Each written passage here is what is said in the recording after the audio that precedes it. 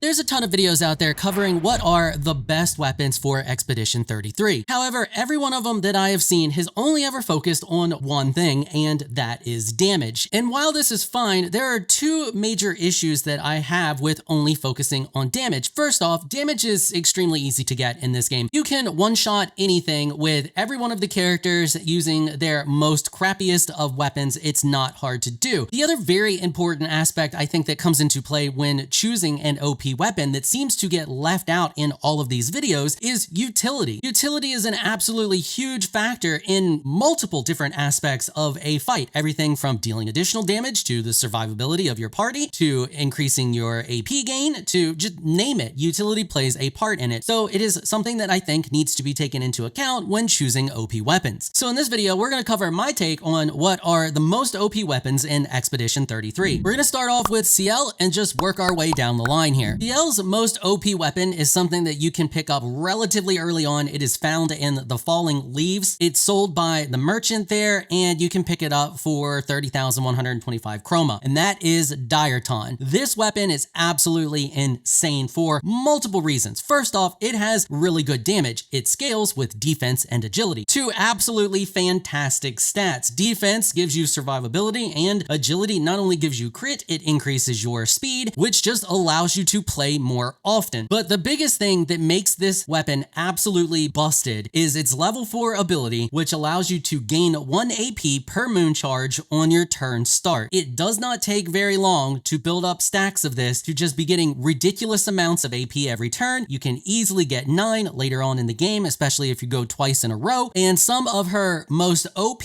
abilities are the moon charge abilities. For example, Dark Wave, which just deals high damage, 3 hits to every single target on the screen. You will have enough AP very quickly to just spam this over and over and over again every single turn without fail. And if that's not OP enough, Grim Harvest, which is arguably, in my opinion, one of the best heals in the game, you could play her as a support, and every single time she gets a turn, you do an attack that deals medium damage to a single target and heals all of your allies by 30%. Now, obviously, it can consume the foretell in order to increase that healing, but a 30% base heal is extremely good, and it's also combined with damage. Now, its second ability is also pretty decent. It allows you to just do a basic attack to get a moon charge. However, I'm not sure if it's a bug or what, but you would expect a basic attack if you attack twice to give you 2 moon charges. However, that doesn't seem to be the case. It's more like when you do a basic attack or when you pick basic attack as your thing to do that turn, that gets you 1 charge. I was a little bit disappointed in this because being able to do 2 or 3 moon charges per turn would be absolutely insane. Maybe this will get changed later on in the future, maybe not, I don't know, but still, just being able to do a basic attack to generate a moon charge is not a bad trade-off. Now, its last ability, take it or leave it, I don't really care, but it's during Twilight. Your base attack consumes all AP, and base attack applies 1 foretell and deals 50% increased damage per AP consumed. This can allow you to deal a decent amount of damage with a single hit, but overall it's kind of meh. The biggest thing, in my opinion, that makes this weapon absolutely busted is its level 4 ability and being able to just spam your highest level abilities every single turn. Moving right along, let's talk about 𝐸𝐼𝐻. In my opinion, 𝐸𝐻𝐻's most OP weapon is the Korra Limb. Unfortunately, you won't get this weapon until a little later on in the game. You pick this up at Siren's Dress after defeating the chromatic 𝐿izando? I don't know. Anyway, it's a boss. This weapon is nuts. Once again, 2 really good stats, defense and agility. Once it's all said and done, S in defense, A in agility. Its level 4 ability gives her 100% crit chance once she has 4 active stains. It is very, very simple to get 4 active stains. You can easily do it in 2 turns. And I know what you're thinking. You're like, Firespark, I thought you said we were going to talk about utility as well as damage. Well, this is a 2-for-1. Having her weapon provide you with 100% crit chance. Now, granted, there's the caveats of having 4 stains, but once again, easy to do. But having the 100% crit chance on this means that you can focus on other things on every other aspect of this character. So for Pictos, you don't have to worry about anything that has crit on it. You can focus on speed and health, or speed and defense, or defense and health, you name it. You don't have to worry about crit. Same thing with Luminous. You don't have to worry about anything that's going to increase her crit chance, because within a matter of 2 turns, she's gonna have 100% crit chance. Its second ability at level 10 gives her a 20% increase in damage for each consecutive turn without taking taking damage, and it stacks up to 5 times, giving her a 100% increase in damage. So right from the get-go, with just her level 4 and level 10 ability, she can do 150% increased damage. Last but not least, her level 20 ability on this thing says that all crit hits apply burn. So she just stacks burn with every single crit hit she does. And she can easily be critting every single time she attacks in just 2 turns. Not to mention, applying burn to everything means that you don't have to worry about any of your other characters doing anything to apply burn, because she's always going to apply burn to every one of the targets on the screen, because you just use an attack with her on her second turn that targets everything. This unlocks a ton of different synergies with other characters. So if you haven't checked out this weapon, I highly advise giving it a try. Moving on, let's talk about Verso. Verso's most OP weapon is easily the 𝐴𝐷𝐼𝐸. This can be picked up in the Forgotten Battlefield, and it is obtained once you beat the duelist boss, which you have to fight. This scales with vitality and defense. I would much rather it scale with agility and defense, but vitality is fine. Once it's maxed out, it will be an S in vitality and an A in defense. The reason that this weapon is absolutely busted is because it just gives him a second turn if he does a base attack on his first turn, and that is its level 4 ability. And that's what it states: play again after a basic attack. Now, its level 10 ability, take it or leave it in my opinion, 50% increase in base attack damage. I guess if you're going to be doing a base attack for your first attack every turn, may as well deal some extra damage. But its level 20 ability is actually fantastic, and it states that base attack gives you 4 perfection. You can use the Luminas or Pictas to increase the amount of times that he does a basic attack, allowing you to quickly and easily max out his perfection in just a single turn. There are so many reasons that doing multiple base attacks on your first turn and then following up with another turn are just insanely busted. First off, he'll never have an AP issue. You set it up so that he does more than 1 hit on his base attack and that he gains an extra AP with energizing attack, which you can stack 2 of. There's 2 of those, and there are 3 basic attack Luminas that you can equip. If you end up equipping all of them, he will max out his AP every single first turn that he takes by doing basic attacks. And then on top of that, you can recover 15% health on each one of those base attacks. You can apply powerful to yourself on that turn. You can apply powerless to the enemy. You can apply defenseless to the enemy. You can gain shell. You can do all of this in your first turn and then follow it up using an ability, any ability you want, because you're gonna have enough AP to cast it, and just absolutely decimate targets. No matter how you look at it, it's just a completely insane weapon. Okay, next up, let's talk about 𝐈𝐻𝐷. So for 𝐈𝐻𝐷, we're actually gonna cover 2, because her strongest weapon, and the one that I feel is the most broken, is pretty difficult to get, and you're not gonna get it until much later on in the game. And unless you're really, really good at blocking and dodging, I don't think you're going to get it until you're probably so high level that it's kind of pointless to get anyway. So I feel like I should cover 2 of them. So the first one we're going to talk about is 𝐷𝐼𝐸𝐴. This sword can be picked up in Old Lumiere, so you kind of get it later on in the game. Not too later on, but relatively later on, like a lot of these. And you will pick it up after defeating an unmissed boss. It scales with vitality and luck. Some people will argue that luck is great because it increases crit chance. I think vitality is pretty good if we're not going to have defense. I would kind of a little bit rather have agility there because I like going more often, but that's just my personal preference. At level 4, it states that allies recover 20% of their health when you switch to Virtuous Stance. You're going to want to be switching to this often because obviously 200% increased damage is very strong, and it's kind of like 𝐈𝐻𝐷's thing. So every time you do switch to it, everybody gains 20% health. It really helps for the survivability of your party, and she can get heals off of this too if you equip Healing Share or Shared Care, or both of them. Healing Share gives her 15% of all healing affecting other characters, so when this procs and they heal, she'll heal as well. And Shared Care states that when healing an ally, you heal for 50% of that value. So it not only helps with the survivability of your entire party, it also can help with your survivability as well. At level 10, it states that it applies Shell when health is above 80%. So if your health is above 80%, just get Shell. And last but not least, it states that you switch to Virtuous Stance when your health falls below 50%. This is fantastic because if you're not in it, you'll switch to it and then heal your party, possibly yourself if you have the right Luminas or Pictos equipped, and apply Shell. This is a really, really good utilitarian weapon all around, just to help with the overall survivability of your party, capitalizing on something that 𝐈𝐻𝐷 is already going to be doing a lot, and that's switching in and out of Virtuous Stance as much as possible. Now, let's talk about her absolutely most completely busted weapon, and arguably, in my opinion, one of the most busted weapons in the game, and that is 𝐆𝐹. This sword can't be picked up until you get to to Remorse Drafts. It's a special little hidden area, and you can buy it from the merchant there in that area next to the flag. That fight to get it unlocked is absolutely brutal in my opinion, but overall worth it because it will unlock a ton of weapons for you, including this one. At level 4, it states that applying shell also gives you 1 shield. This is on anybody. Anybody she applies shell to, whether it's herself or anybody on your team, also gives them a shield. Level 10, it states that on applying shields, you also give 1 AP. That's once again to yourself or your allies. Doesn't matter, whoever you apply a shield on, you're gonna get an additional AP. Last but not least, the most broken part of this at level 20 is switching to Virtuoso Stance doubles all shields on allies. So if you have 1 shield, you get 2, 2, 4, 4, 8, and then you just max out at 9. And you're like, well, Firespark, if I'm only applying 1 every turn, then that's gonna be kind of rough if I'm not dodging and the enemies hit me and yada, yada, yada. Yeah, that's true. It's kind of brutal, but that is until you get a very specific Picto and Lumina ability. One that can be picked up relatively early on at Dark Shores, and that is the In Medias Res. I'm not sure if I'm probably butchering the crap out of that, but let's talk about what it does. And it states that you start the battle with 3 shields, but your maxed health is halved. That negative effect is completely meaningless because all you need to do is ensure that 𝐈𝐻 has First Strike equipped so that she goes first before the enemy does. Honestly, all of your characters should have it equipped. And then you just go into Virtuoso Stance right from the get-go. If you equip this Lumina on all of your people, they will all start off with 3 shields and she will immediately convert it to 6 shields. Now, I don't care if you're going against 3 total enemies and what those enemies are, unless you are absolute trash at dodging or parrying and can't manage to do it at all and just sit there and take up all of the hits, which I don't know how you would have gotten this far in the first place. You're not going to take 6 hits at any given point of time. Even more so because most of the things that you fight aren't going to do attacks on every one of your characters every single turn. Sure, there are some things that will attack all of your characters, but even when you're fighting multiple of those things that can do attacks on all of your characters, they tend to break it up and not do so, which means that you're basically never going to take any damage once you get this sword. It is extremely easy for 𝐈𝐻 to get into Virtuoso Stance right from the get-go, and all you need to do that is use her Last Chance ability. It costs you 1 AP. It drops her health down to 1, but it completely fills her AP meter and switches her to Virtuoso Stance. She's never going to take any damage, so it really doesn't matter whether she has 1 health or 1,000 health. Like seriously, once you have that Lumina and this sword, you will never ever again take any damage. Your entire party will never ever again take any damage. I mean, unless you're fighting a specific boss that I won't ruin for spoiler reasons that sucks all your shields off, which kind of sucks, and then maybe if you can't one-shot him, you'll probably take some damage, but not many things do that. Last but not least, let's talk about Manoko. So Manoko's most OP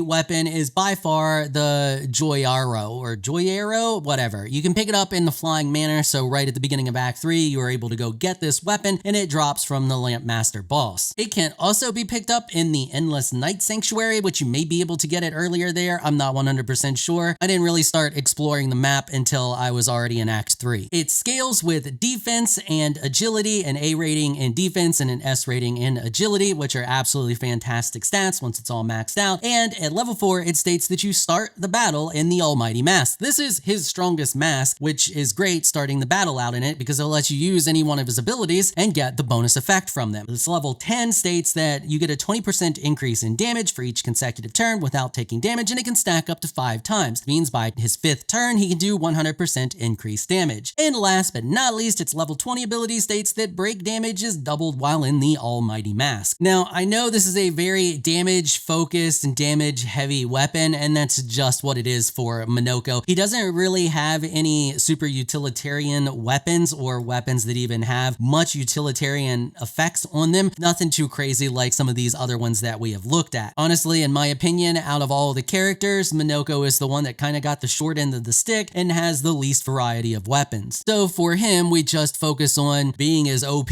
as we can, and this is a really good start to that. If you manage to get him to start with enough AP, doing something like putting Energy Master on him and a bunch of the different Luminas that allow him to start the battle with additional AP, you can get him to 9 AP at the start of the battle really easily and just start right off with an attack that it hits everything and does massive amounts of damage because you're going to get the bonus from it because he's in the Almighty Mask. Or you can use him as support and do something like heal everybody and give them regen or what have you. Starting off in the Almighty Mask is one of the strongest effects that this weapon actually has on it. All right, we're going to wrap it up there. Hopefully you all found this video helpful and informational. If you did, please consider the subscribe button and notification notification bell so you can be notified when I upload other videos. And if you're looking for some more of my content, you can find a link to another one of my videos on the screen right now. I want to give an absolute massive shout out and thank you to all of my channel supporters for helping to keep these videos sponsor free. You all are absolutely amazing people. If you would like to become an official channel supporter, check out the links in the description below. If you enjoyed this video, please leave a comment down below. Let me know what you thought. If you're shy, you don't like to comment, just hit that thumbs up button and share your support. Until next time, thanks for watching.